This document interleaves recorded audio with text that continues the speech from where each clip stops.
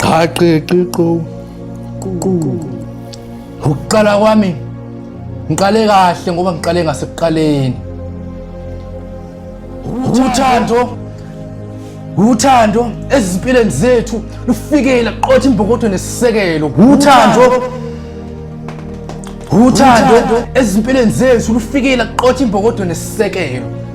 Lufike labulala umphefumulo, lasuka umphefumulo, lafuna ukuyophila enyameni, nangampela laphila enyameni phika phela.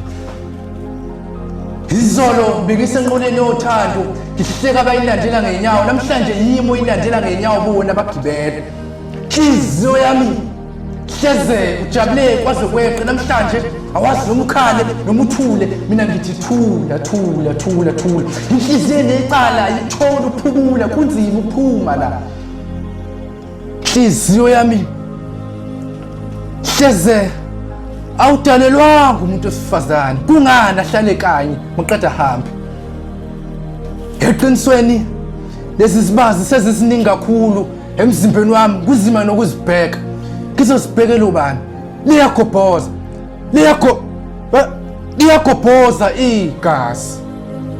Ngizamile ukumncenga, ngamncenga, kepha kunamagama akathe uma waphimisela afika ahlala emqondweni, asuka emqondweni ageleza njalo azohlala emagxalabeni, asuka emagxalabeni azohlala enhlizweni, yashaya ngamandla inhliziyo uma engitshela ukuthi uthando lwakhe luthathe ikhwama enhlizweni yami lavele lashaya ikhona. Kanti yini uthando?